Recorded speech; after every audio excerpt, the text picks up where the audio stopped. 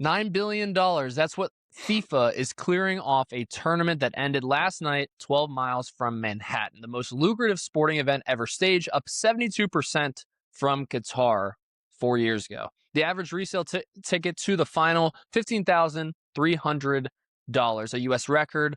One concierge firm actually sold a 6-ticket package for $4 million, which is crazy. And when they ran out of things to sell, FIFA started selling the field itself, preserved squares of match grass, $450 to $3,000 a piece.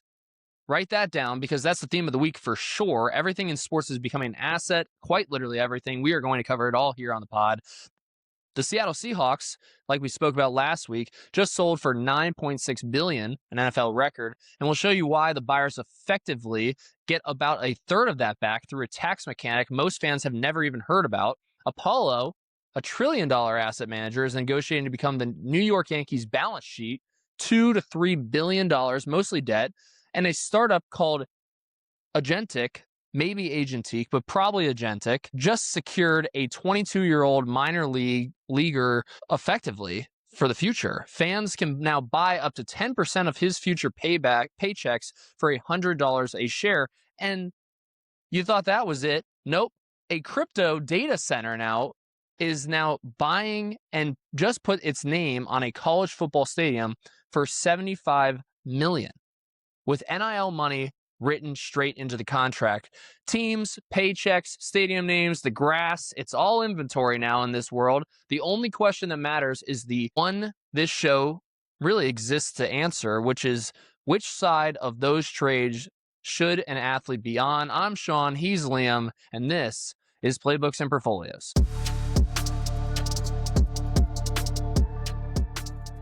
What Liam, an intro. What an intro is right. First and foremost, Check it out. check it out, everybody. Liam now has a mic. We're finally got the mic what- set up, so the audio should sound unbelievable, and we will see what this does to our numbers. This could be the game changer. We might blow up. You think that this is the game changer? You getting an official mic? Now, I also want to be very clear to everybody who is listening to the podcast. We've had a mic. Okay, Liam and I have just been apart for a while, and I've not been able to get him the mic. If you've listened ever since the very beginning of this podcast, we did have two mics. We've always had two mics. Liam just has not had back the in mic. the in-person days, the in-person pod days. Yes, back in Florida, we had two mics, but now we have two. Liam sounds great. Lots to talk about, and everything is being sold in sports. Crazy. We're here to talk about it and to break it down. Let's start with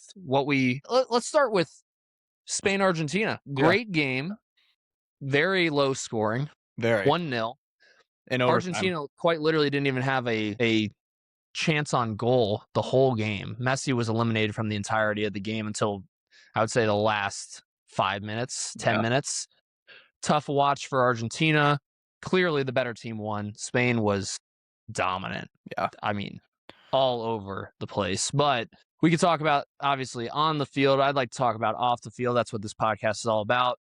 Like I said, $9 billion in revenue for FIFA. Congratulations. A clap, slow golf clap. Congratulations. 72% up from Qatar in the 2022 cycle. Attendance crushed. 15 million across all the matches, plus fan festivities. Biggest World Cup ever. Wow. Congratulations, United States. You did it. I know. On our homeland. And it's funny, we look back a few episodes ago, we were kind of like, I don't know, like what's going on here? Are they struggling? And then, man, oh man, did they come with full force, and they knocked it out of the park. It was a fun. They definitely did. It was fun to follow along, like we've talked about. I've never been a soccer guy, and this was the first time I really watched a good amount of the World Cup and the entirety of it, and it was a lot of fun. Like I genuinely am excited now for when it happens again in the next 4 years, and I will be watching. They got a fan, and I'd imagine having it in the States, that was the main goal, is let's get some more fans around this thing, and they accomplished it with over. Yeah, they accomplished million. it. My wife quite literally, when the final whistle blew, she said, "I can't believe the World Cup is over." I mean, sad puppy dog. That's so true. Incredible. But the prize pool, $655 million, 48 nations share in that, some way, shape, or form. champions share a record of 50 to 51 million to the Spanish Federation. Congratulations to Spain on a huge accomplishment there. The ticket economics in themselves blow every number out of the water. $15,300 average. Insane. For the final. Hospitality, 30 to 60,000. I mean, New York, New Jersey saw a huge spike, big time for the and sponsorship up to 2.4 billion, 37% increase from Qatar. So you saw it over and over. It was something to see. It was a spectacle for sure. I mean, just alone the 72% revenue step up change is huge moving forward for FIFA. Liam, anything on that? I just want to make sure that we hit the numbers. It was a great showing. The number that's super interesting to me, which I actually didn't know that this happens, is the $50 to $51 million to the Spanish Federation, with 45% of that earmarked for player bonuses, which is interesting. Yeah. I don't know if there's another sport that hands out that much money to a winner. I highly doubt it, but really, really cool, obviously from FIFA, but huge success overall. Glad we were able to follow it along, and glad the U.S. was able to host it. I mean, a ton of different spectacles in different stadiums, unbelievable games that we were able to follow during the entire tournament, and then obviously an awesome finish. It maybe not as high scoring, maybe not as action packed, but was fun. Stadium was full. Looked like it was rocking. A cool halftime show as well. Bunch of different artists, bunch of different people. So it was fun to watch, and glad we were, and proud of the U.S. for being able to host it. Yeah, and I think that the last piece of it, Fox seems to win big as well. Fox paid $485 million for current English language cycle, and they kind of won the last cheap, as you might call it, World Cup, because I think that this will continue to go up and probably be a billion-dollar property moving forward when we see it again in 2030. So Fox with a big win, the U.S. with a big win, great showing. It does show, I guess, to end this quick segment on the World Cup, it does show how powerful sports are in the U.S. The viewership is real. I felt also, recapping, the community feel of it all, just seeing all the different nations come together and live in the moment. It was just an amazing feat. And like Liam said, they have a fan in me going forward. That is for sure. No doubt. So no doubt. That is awesome. I know we spoke about this last week, but more has came out on the Seahawks purchase, $9.6 billion, the Coastal family.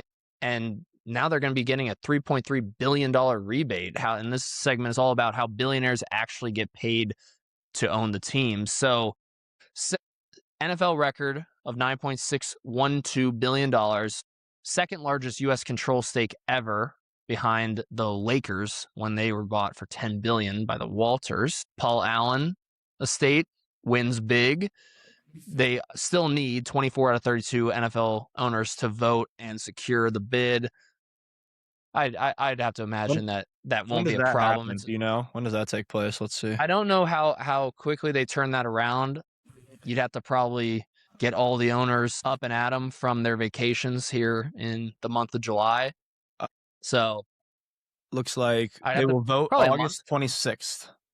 It has to happen before the season. So I'm assuming throughout the preseason that will be talked about, have the conversations, then a vote will take place. It says August 26th at a special one-day meeting in Atlanta. Yeah. So I'm sure the owners will the owners will get together and have that conversation, but should be a good one. That's for sure. But really the conversation is around this tax mechanic. The new owners now amortize intangible assets over a 15-year basis. And this is really the conversation. I want to actually break this down for everybody. So you see the big number, you see the $9.6 billion. It's a lot of money, right? It's the most expensive NFL team ever sold. But here's what really surprises everybody, and especially me. And I want to walk through everything very, very simply. So the buyer, the Coastal family, gets a huge, huge tax break. There's some history in this as well. I'll go through that. But imagine if you buy anything, let's say a toy, for $100.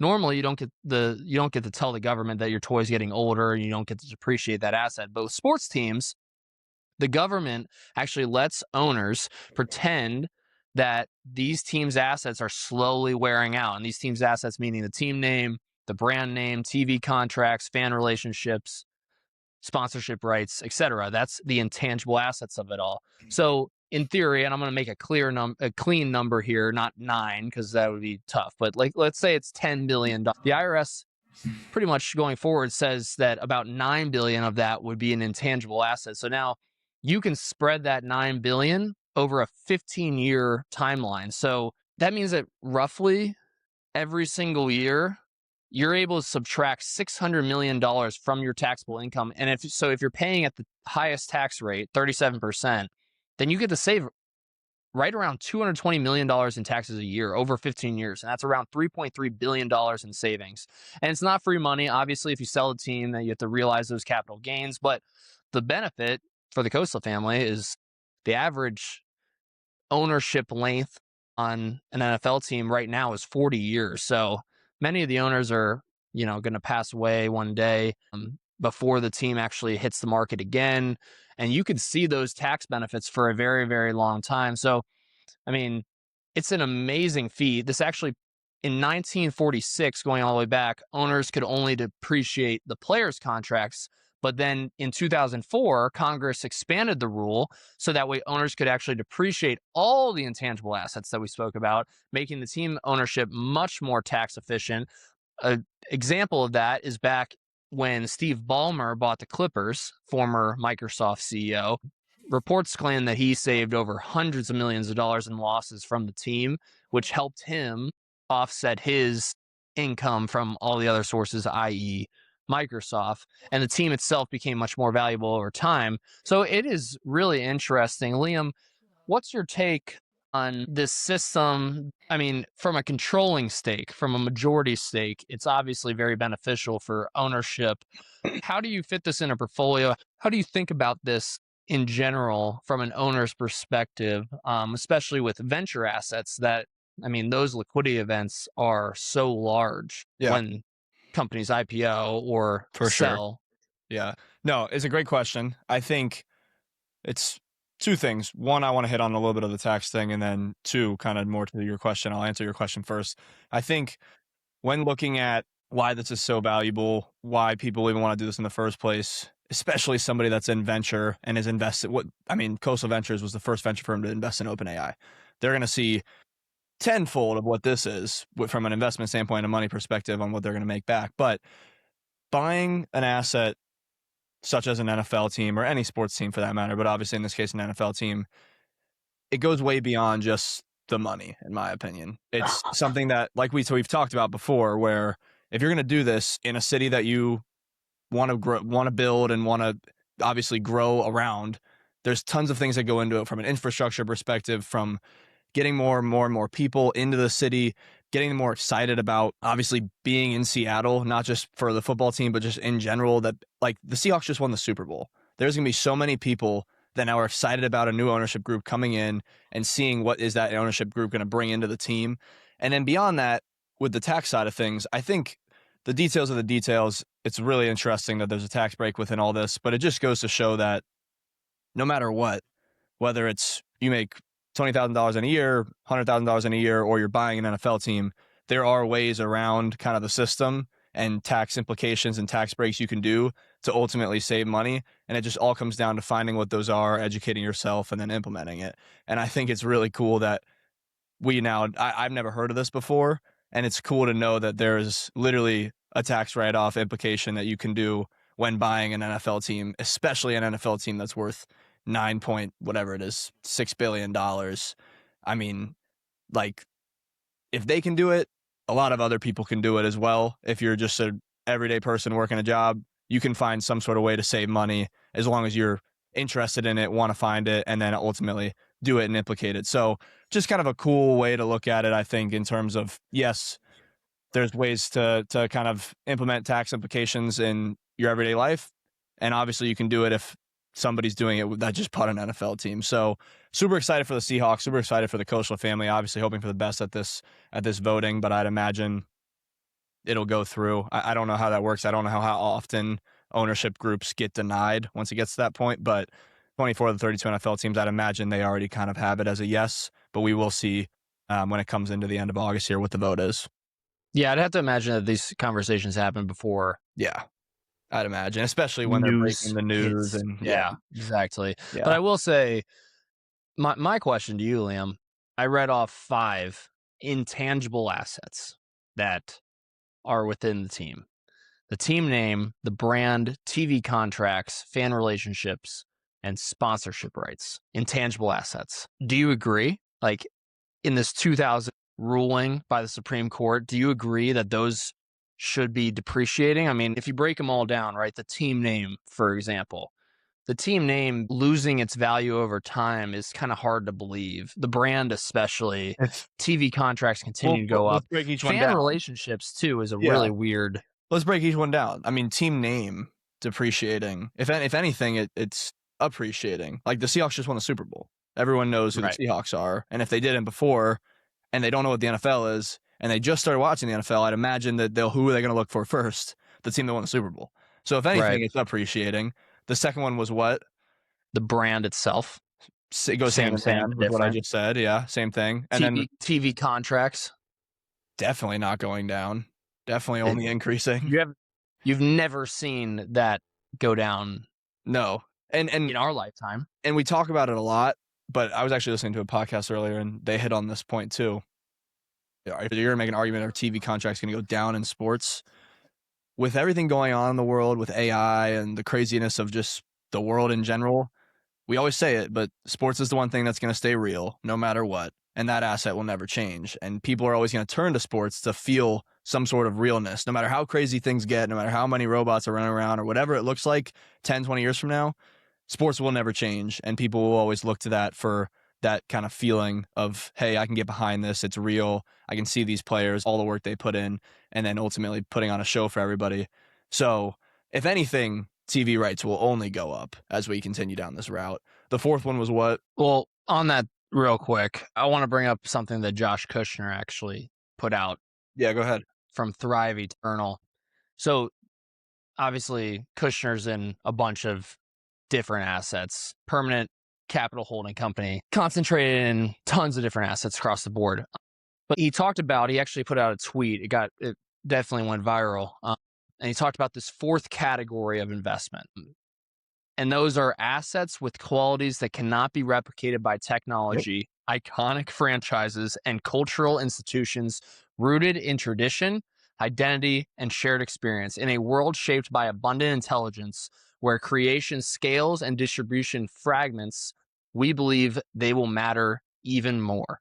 Yeah. If that's not the truest statement in this current time, and especially on a podcast that talks about sports and teams and leagues and businesses within those different ecosystems, it really is cool because he talks about long-term stewardship. He talks about compounding through cultural renaissance, and they are enhanced by technology rather than displaced by it. I'm in full agreement there because Elon also, I'm not going to quote him because I don't have it up, but Elon was just talking about how in like 3 to 5 years, a typical average salaried person's job is going to be extinct, which I don't completely agree with. I think that people are the backbone of this country, and this world. It's the doomerism take of it all. Yeah, it's a terrible take in my opinion. But it is interesting to look at because think about our venture firm in the current moment. I was talking to my wife about this earlier. We run a back office that would probably take, I would probably say we'd need about 5 people to run the back office that we currently do. At least 5 people to run everything from the relationships to the LPs to then the diligence, the quants, the qualitative, all that kind of stuff. The emails, the briefings, the memos. There's so much that goes into it. But effectively, we can do it with 3 just because of the AI back office that we do.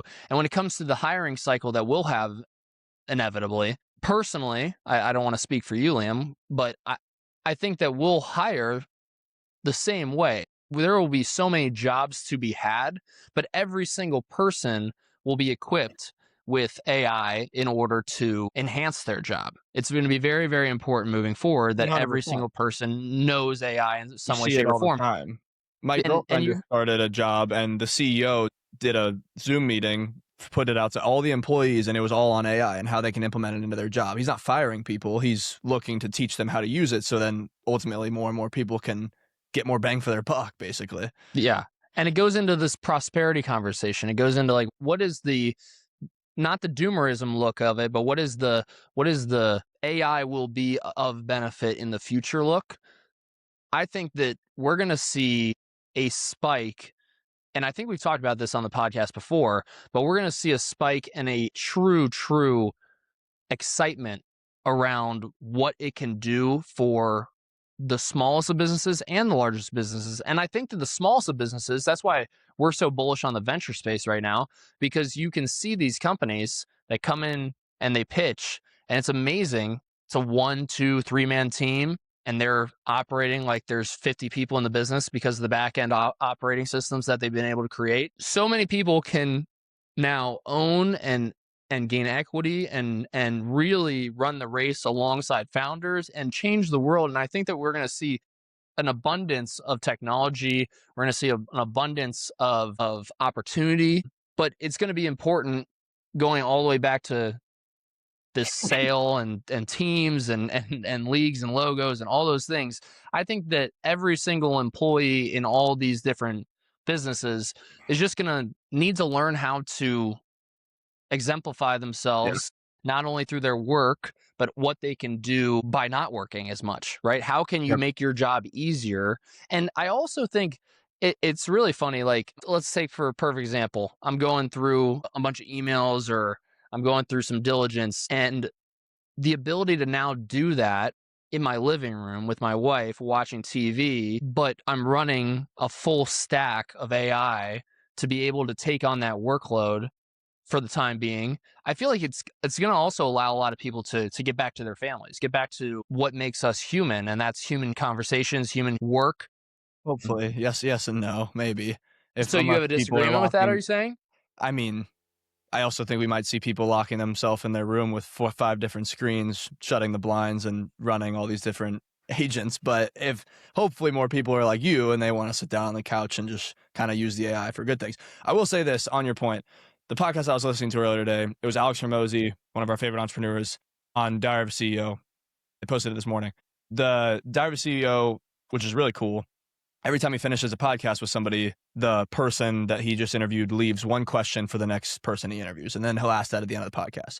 That question that was asked to Alex was basically, the way AI is going, if you focused on 1 or 2 things, knowing that in a couple years, now obviously kind of a doomer look at it, but if in a couple years everything was ran through AI, there's robots running around, all this different stuff, what would you focus on? And one of the main things he said when it comes to business was, I would focus specifically on my brand, my business's brand, and try to create something that has a name and a logo that can't be replaced, that people still want to buy beyond robots and all these AI things. And I thought that spoke really well to obviously what we're talking about right now when it comes to sports. And we're seeing that in a bunch of different ways. And I think Kushner said it really well as well. So I think it's also just important, going back to the whole reason we had this conversation in the first place about tax breaks and understanding the tax code and what I do believe that in a world of AI, capitalism is the winner. It has to be, because it allows people to believe. It allows people to believe that there is a future for them, their family, for their company. It allows them to believe that the competition is real. And I think that in order to do that, it comes with a lot of education. So I think, we learn so much every single day just from implementing these systems, having conversations with founders, having conversations with other venture capitalists and private equity groups, and all the different relationships that we've been able to build. The stack of information now, the playing field is never been more even. Yeah, 100%. To get started. But I will say that I think that to reach the top, it is getting wider. So it's like you can go faster and really start from the bottom with less, but in order to compete at the highest level, it's very similar to football. You got to put in a ton of hours, a ton of work to be able to accomplish that. I know that was all over the place of a conversation. We started with tax breaks on what did Seahawks. We talk about? The Seattle Seahawks AI. Yeah, but there was a lot in there. A lot of good, Lot though. to unpack. There was a lot There of was good. actually more to that. I want to kind of skip down and just be done with that Sure. segment because that would probably open up a whole new can of worms. But to the next one, fans now own Crazy. That sounds pieces crazy. of athletes. Kind of a crazy take here. Agentic, Ronnie Cruz, and the $100 share of human beings. Kind of weird And it's conversation. it's talk about sports, man. Sports is changing at a very rapid rate, and this company and what they're doing is definitely a perfect example of that. Sean, do you want to explain a little bit more about the company and what they're doing? Yeah. So, so I'll talk through the deal, and I think that will kind of describe what the Sure. company is doing. So, Agentic and Ronnie Cruz, who is the Nationals infielder, he's the number 78 prospect on MLB.com, just agreed to a deal up to $1.2 million, $350,000 up front of branding support for up to 10% of future on-field earnings, minors and majors. Very interesting. So the structure is Regulation A Tier 2, 12,900 shares go out for $100 at $1.29 million max.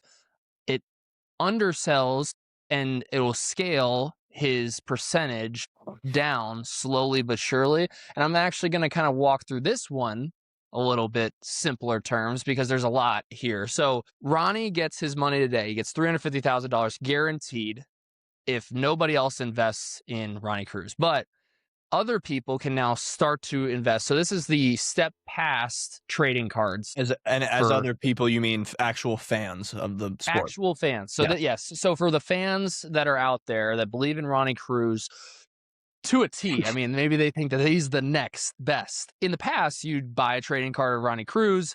Now you could hold on that trading card and let that appreciate over time. But now you're thinking of Ronnie Cruz as a startup company, pretty much, effectively. Instead of buying a stock, let's say in like Apple, people are now buying a piece of Ronnie's future baseball earnings. So if you, like, for example, if you buy one share at $100 and Ronnie becomes this huge MLB star, then you earn money alongside Ronnie on his 10% stake in his future contract. But if he never makes it, no, I'm not saying that, Ronnie, if you're listening. Yeah, I'm sure that you'll have a great career. I'm wishing you all the best. But you probably lose your investment. So you're betting on the person and not a company in this state. And so if enough investors actually buy all the shares, then they raise the $1.29 million. And in return, Ronnie agrees to give up the 10% stake. But here's the clever part of all this. Suppose that only half the shares sell. And instead of giving away 10%, then Ronnie only has to give away 5%. So the more money raised equals more of his future contract owed, and then less is less. But the really interesting thing is what his deliverables are. There's not much. 300 autographs a year, meet with fans once a year.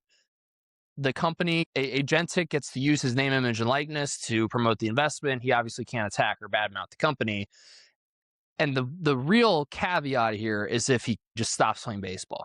Because if he stops playing baseball within a 5-year timeline, then he has to pay back not only all the money, but he has to pay back all the money with interest. So it's a very fragile kind of space there.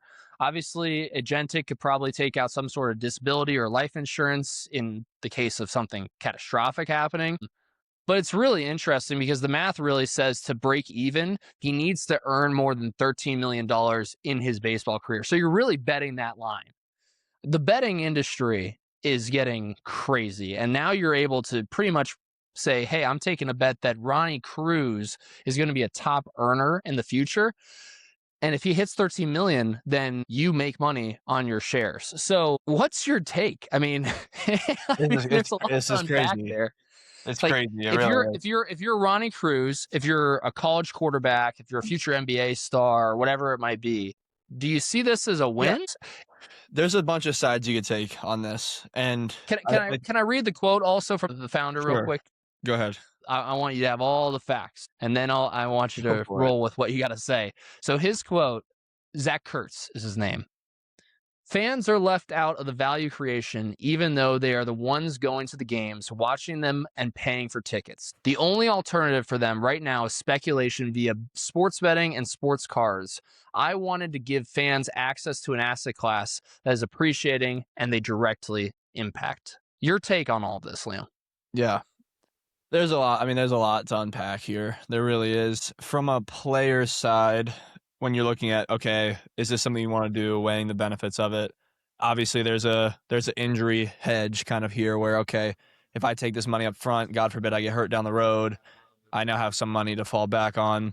That's kind of the worst case scenario. And then looking at, okay, how can this benefit me?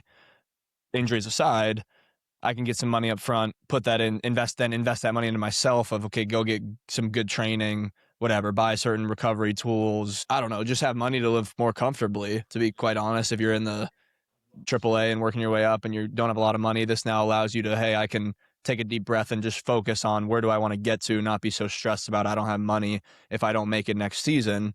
So I think that's kind of, there's some huge benefits there. And then on the investor's side, which is so crazy to say, calling like a fan an investor now, but it's really what it is. On the investor's side, imagine putting some money into Shohei Ohtani back in the day or something, like, and then he signs a $700 million contract. Like, people could really become wealthy off of this, but it is scary at the same time because we've seen how the gambling industry's gone.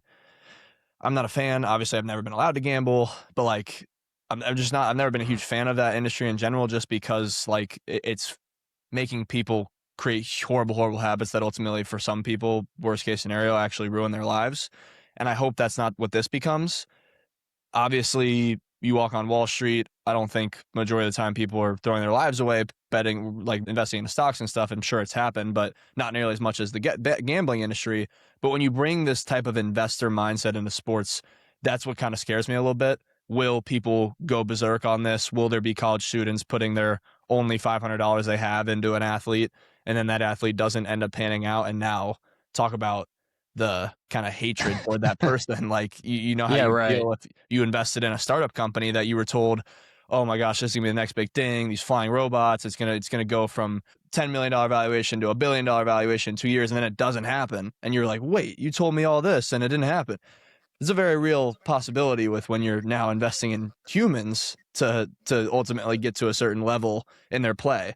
So I don't know how to feel about it. I really don't want to say take a side. I think it's just another example of the way things are evolving and innovation is coming into every single industry, including sports. And now we have fans being able to potentially share an upside. I think it's a really cool concept. I'm not going to take that away from the founder whatsoever. Like, this is a really unique thing that he's kind of thought of and created. And I'm just interested to see how well it would get kind of grabbed by the market and how many people would truly want to do it. Because the last thing I want to see is people that spend their hard-earned money to go to the game are now also spending their hard-earned money on investing in these athletes, hoping that they do well, and then something horrible happens or they don't make it and it doesn't work out the way they want it to. And then obviously there's a lot of potential negativities that could happen on the back end of that. Sean, what's your take here? Yeah, I am in agreement with you. I think both sides has really there's benefits good to points. Both. Yeah, there's benefits to both. The founder, good for him making this happen. It's a very unique deal, to say the least. I think for Cruz, it's a win if you're willing to take that bet. Where I think I'm going to focus more so is on the regulation, because sports betting in itself has been regulated. We just went through it in this off-season program. It was our last meetings before we left for summer break. But for all the viewers out there listening, we have about 2 hours of compliant, or it's an hour meeting specifically on sports betting. Like, do not do it, especially not the NFL. Do not bet on the NFL. You see time and time again of this being a problem. Now, what happened? Like, if you can buy shares in said, God forbid, there's another company that comes around. Let's say that this blows up and is the next big thing, and now you can get investment into Sean and Liam Clifford, or Shohei Ohtani, or the futures of LeBron, or whatever it might be. You'd have to imagine somebody's going to be on the flip side, trying to create some sort of short vehicle to be able to do the exact opposite. So you got to be able to regulate it. you have to be able to figure out what is the Where do you draw the line? groundwork. Yeah. So it's crazy because you, for the longest time, you're able to regulate the IP addresses, and like they can track all of our accounts, make sure that we're not betting on the NFL. You know, if you win, you lose, any of those different things. But now, can you? What's to say that somebody is not trying to rig something on the back end and say, "Hey, Liam, go out there and I mean, it's all beneficial right now because Right. hey, Liam, go win the game." Yeah. I mean, great conversation. Like, just an FYI, everybody, the NFL is the furthest thing from scripted. If anybody out there thinks that this thing is scripted, you're insane. It's just purely not. There's no way you could script this. I'm just telling you. We go in with a game plan, which is sure as hell scripted, but I can guarantee that what happens in between the lines is not scripted. It's very, very real.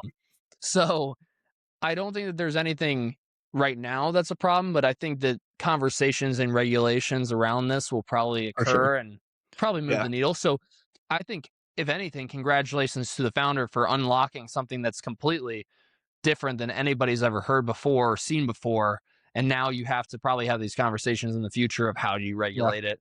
I can see this becoming a really big thing, and a lot of similar to how we saw with NIL. I'm not saying it will get that big. It definitely has the potential to, but this could start in one way, and then a couple of years from now, tons and tons of regulations could come around. There's a lot of conversation come around this, and it'll be interesting to see how this company continues to grow and play out. But it is a cool value add for some athletes that are needing a kind of injection of cash to help them get to the next level of where they're at. So we will see what plays out with Agentic. Yeah, no doubt. And so before we hit the last segment, I'm going to jump into our game of the day. We're going to go with blind rankings again today. Here we go. Let me also precurse, because I know a few of these guys. In no way, shape, or form am I saying that your career is going to be less or it's not going to be as good as another player. I'm going to explain the rules in a second to Liam, but I don't mean that in any way, shape, or form. I mean, just purely, you got to take into account the position, all those different things. Who is going to make the most money, and what shares of a player would you take personally right now in the NFL draft class of 2026? Okay, Liam. Okay, so ditto. I'm going to list you 5 names. I'm the one answering them, so I'm just going off of the game. Yes, Liam's going off the game. He does not mean this in any way, shape, or form. Just purely, you got to take into all accounts of, I guess, what you think other people would earn, what the futures look like, all those different things. So I'm going to start with number 1 is going to be Caleb Downs. So how am I ranking this, though? How many athletes are there? 1 through 5. There's going to be 5 athletes. 1 through 5. Okay, gotcha. Blind. Caleb Downs. I mean, I played him for a couple of years straight while I was in college. Really, really good player. Actually went against him, playing receiver, obviously. So, man, I don't know what this list is about to look like, but that is a very good player to start off the list. I'm going to go ahead and throw him at 2. Okay. Safety at number 2. Correct. 1 being the best, 5 being 1 being the highest, not the best, the highest earner. So yes, Caleb Downs, highest earner. Number 2 as the second highest earner in our blind ranking list. Okay. So that's the first Ohio State Buckeye that I've said. The second Ohio State Buckeye that I'm going to say is Sonny Styles to the Commanders. Linebacker, edge linebacker. Probably going to be rushing the quarterback in a bunch of different ways. Not as much as maybe Arvell Reese, but definitely will be in some way, shape, or form. Liam, what's your thoughts? Man, this is tough. When looking at the position he plays, there's a lot of potential for obviously being extremely well paid. I'd imagine there's going to be a quarterback on this list as well. There might be a couple. Man, this is tough. I'm gonna put him at 3. I'll put him at 3. I might regret it, but I'll put him at 3.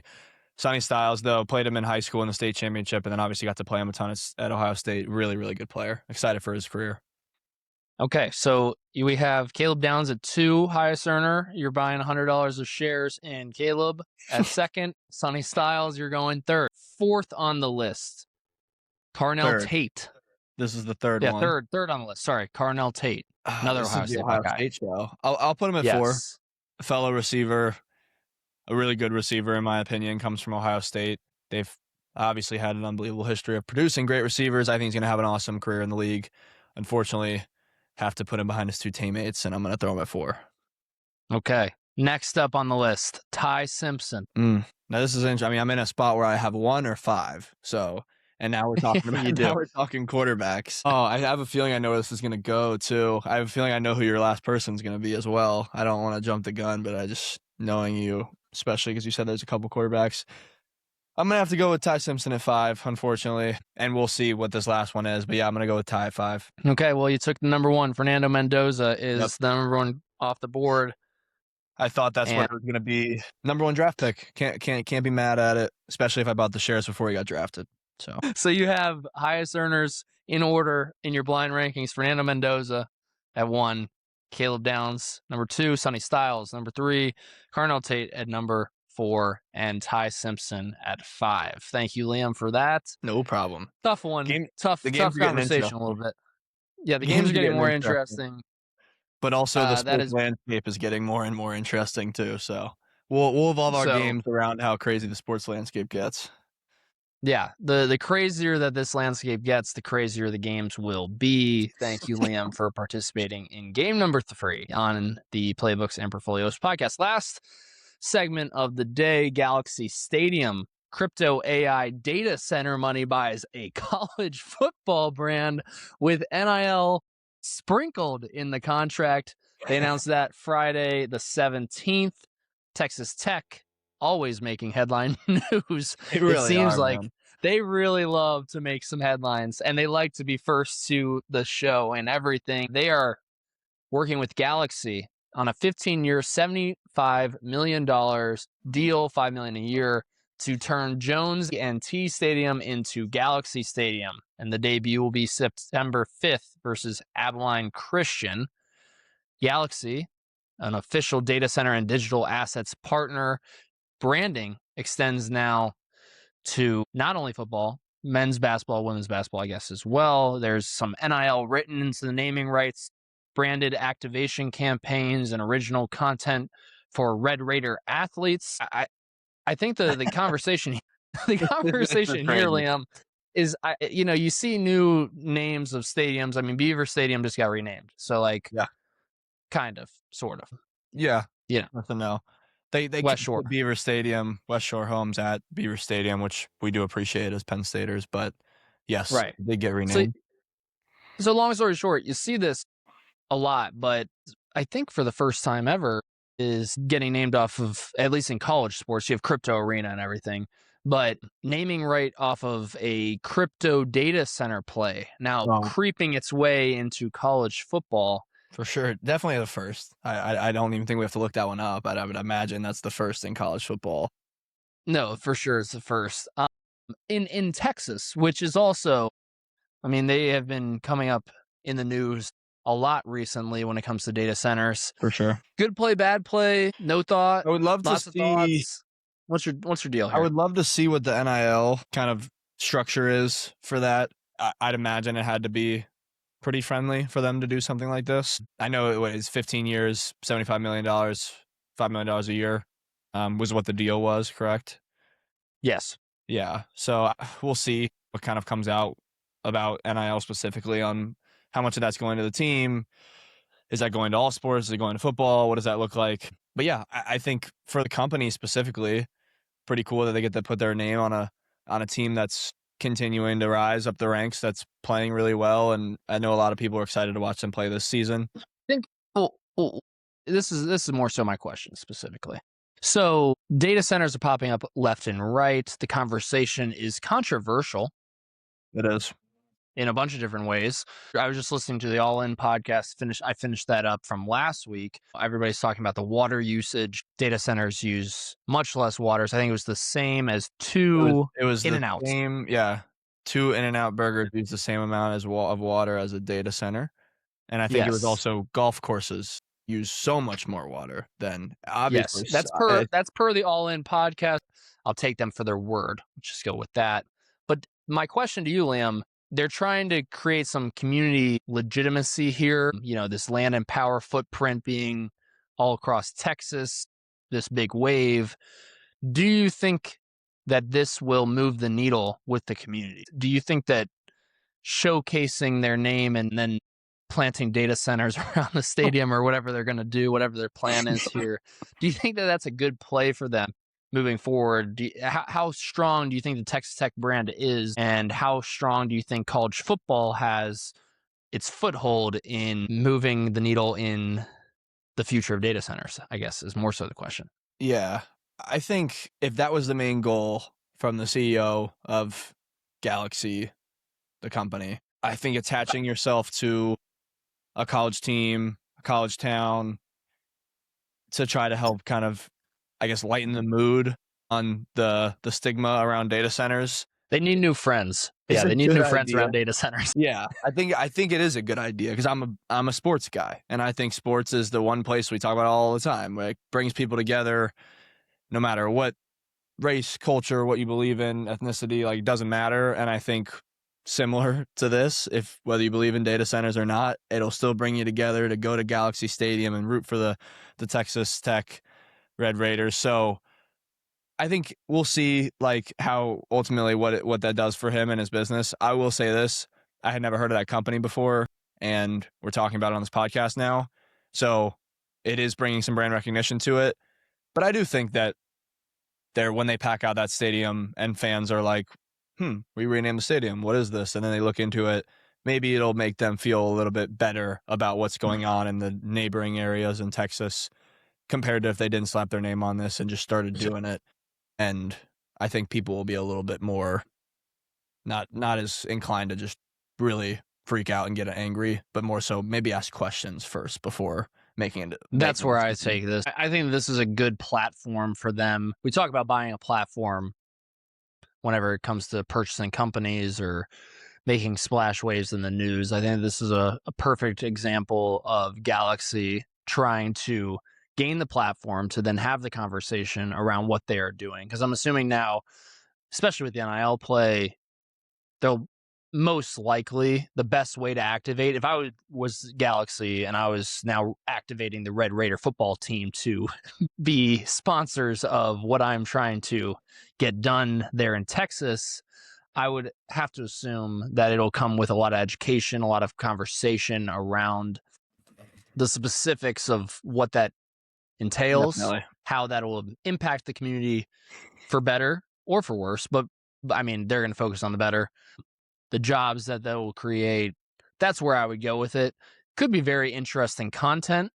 So honestly, after this podcast, I'm going to follow the Texas Tech Red Raiders to follow the content series that they will put out on this one day, because it will be interesting. It will. But I do think that that's ultimately what a lot of these guys are doing to when they made these purchases. They're trying to buy the platform to allow themselves to have media coverage and make this a simpler act.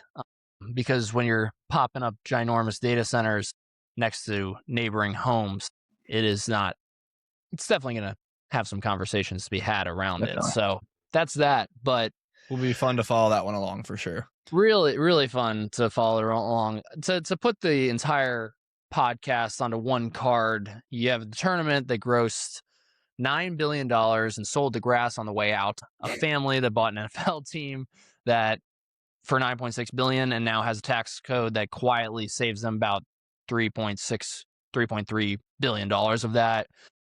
Fans bought shares of a 22-year-old's future paycheck, which is extremely interesting. And then you have a data center company that bought a college stadium and put the players in that contract as well. So, I mean, in sports, everything is becoming an asset. We see that in every way, shape, or form. It has two sides of the trade for every single conversation. The teams at the top with 9-figure entry tickets and tax breaks you'll never touch are what hits the news, but it's going to be the day-to-day. It's going to be in the conversations that people have.